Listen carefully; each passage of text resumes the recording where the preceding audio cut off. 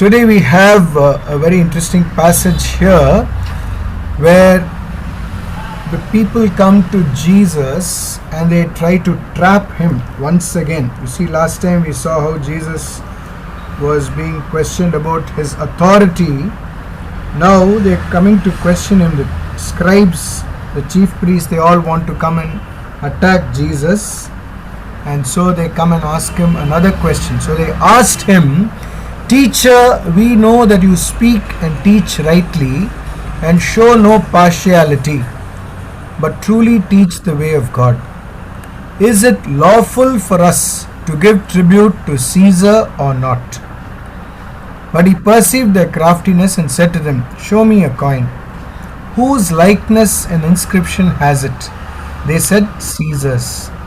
He said to them, "Then render to Caesar the things that are Caesar's, and to God the things that are God's." And they were not able in the presence of the people to catch him by what he said, but marveling at his answer, they were silent. Now we need to understand that the Jewish people were really fanatic, and they always claimed that God was their king. And so it would be wrong to pay tribute to anyone other than God, especially when the king was not even a Jewish king but a foreigner, a Roman king. So how can you pay tribute to Caesar, who is a Roman? So this is more of a spiritual dilemma, a religious problem for them. So what do? They now want to trap Jesus. So their intention is not about paying taxes. They know they have to pay taxes. There is no other go, because the rule is this. See, when Jesus is asking them to show a coin, what does it mean? If somebody can print their own money, so now that Rome is now ruling over Israel, if Rome can print its currency, automatically they have the power to collect taxes. Now that is the rule which the Jews knew, and that is why Jesus is asking them to show him a coin. So now that the coin has the impression of Caesar, then it is lawfully right to pay taxes to him. Now what is their trap? They are saying, now if Jesus says don't pay taxes, he is going against Rome, and therefore they can report him to Pontius Pilate and he can be arrested. And if he says pay taxes, then he is going against the Jewish people, because they are not in favor of that, and so all his supporters, all the people who are following Jesus, will slowly alienate themselves from him. So either way, Jesus is trapped. So that is what they thought. So now Jesus' answer is very clear. He says, what belongs to Caesar, render to Caesar, because according to the law, taxes have to be paid, because the coin has his inscription, the currency has his inscription, and once a king is able to print his own currency, then taxes have to go to him. So now you see, when we live under a certain ruler, we have to respect the ruler. So you are living in a particular country or living in a particular state, you are enjoying all the benefits of that country or that state, and therefore it is but right to remain true to that ruler, right? So as a Christian, even more, you and I need to respect our leaders, but at the same time there is a line we need to draw. You see, there is a certain area which belongs only to God, and therefore although you respect the king, you respect the ruler, your final obeisance, your final obedience should be to God, because the voice of our conscience is louder than any human voice. And therefore a Christian is someone who has to listen to his conscience or her conscience, and although we are the best of citizens obeying the ruler, we will at the same time honor and respect God and fear God. So this is what we need to understand. So on the one hand we honor the king, and on the other hand we fear God. So we do what is right in the eyes of God, at the same time we obey the king. Now personally for me, when you see this situation, we see here counsel, that is wisdom in action. What we see Jesus doing is counsel. See, Jesus is wisdom personified. He is filled with wisdom, and it is with this wisdom he gives this counsel, where he tells them what should be done in this situation.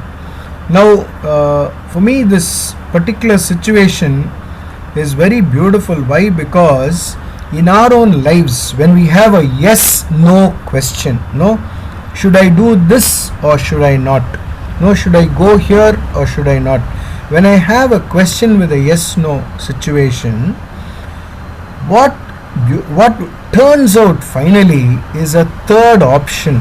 You see, with God there is always a third option. You see, when these Jews presented him with this question, there was either a yes or a no that should have come from the mouth of Jesus. But you notice very clearly, Jesus says something else, which completely throws them off guard. And the passage ends by saying, they marveled at his answer and they were silent.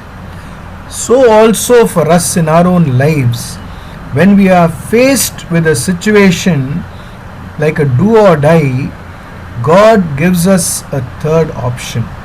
You see, when Moses and the people of Israel were trying to cross the Red Sea, they came to a point where they had the sea on the one side and the Egyptians following them on chariots on the other side. They were caught between the devil and the deep blue sea. So where do they go? Very typical situation where you are helpless, you are completely trapped. And what does God do? He opens the sea, something that they would have never ever imagined. Similarly here also, the answer of Jesus is something that throws these people completely off guard. And so in my own life, in your own life, when you have a situation like this, when it is either a yes or a no, and you think both these choices somehow don't seem very good to me or doesn't seem very helpful, God will give us a third option. When all the doors seem to be closed, God can somehow open a new window. So that is what I understand from this, that how God's wisdom is so great. And standing in front of him, we are so small that we are so limited when we think it's either this or that. And in that situation, God opens up something completely new for us, which kind of makes us marvel at the response that God gives us. Now we continue.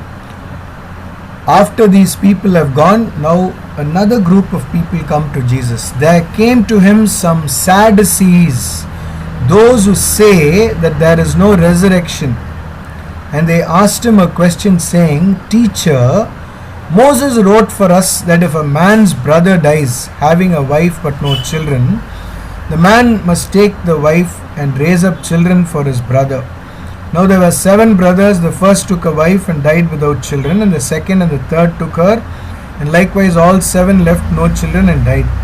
Afterward the woman also died. In the resurrection, therefore, whose wife will the woman be? For the 7 had her as wife. And Jesus said to them, The sons of this age marry and are given in marriage, but those who are accounted worthy to attain to that age and to the resurrection from the dead neither marry nor are given in marriage, for they cannot die anymore, because they are equal to angels and are sons of God, being sons of the resurrection. But that the dead are raised, even Moses showed in the passage about the bush, where he calls the Lord the God of Abraham, the God of Isaac, and the God of Jacob. Now he is not God of the dead, but of the living, for all live to him. And some of the scribes answered, Teacher, you have spoken well, for they no longer dared to ask him any question. Again, here's a very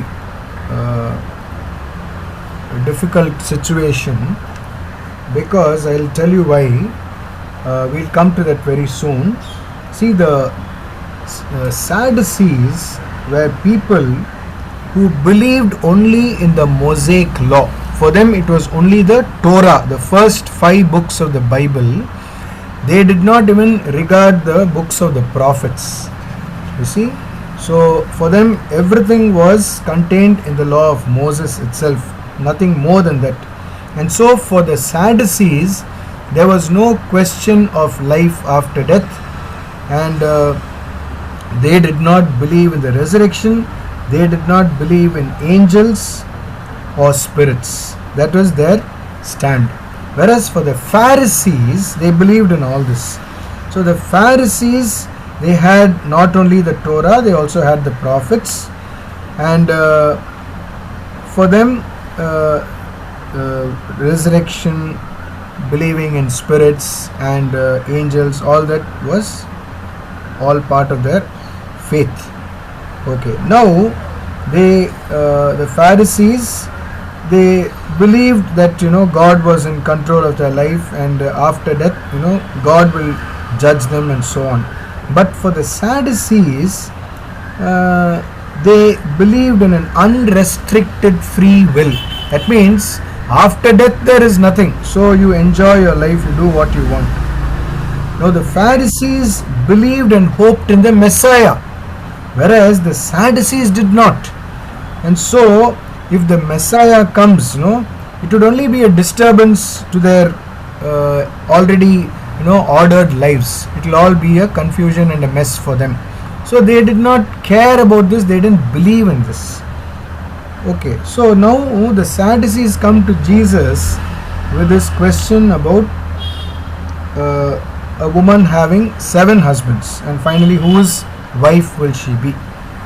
Now it's a very hypothetical question. Of course it was there in the Levirate marriage, but then in the time of Jesus already this custom was not there. It may have been there in the time of Moses and a little later, but definitely in the time of Jesus this situation wasn't there. So it becomes like a very hypothetical situation, and yet these Sadducees, they want to show that there is no such thing as resurrection, that life after death is all over. So that is why they say, whose wife will she be, in case there is something called resurrection. And so here this is a situation which the rabbis themselves were not able to answer. They did not have any proof for them in their scriptures to show that there is something called resurrection. So when the Sadducees asked the rabbis themselves had no answer. And so you see here, Jesus uses the Torah itself, one of the first 5 books. He uses the book of Exodus, where he takes up Moses himself. They believe only in Moses, and so Jesus uses Moses himself as an example. And he says, at the burning bush, when God appeared to Moses, he tells Moses, I am the God of your fathers, the God of Abraham, Isaac and Jacob. Now he says, God is not God of all the dead people, he is God of the living.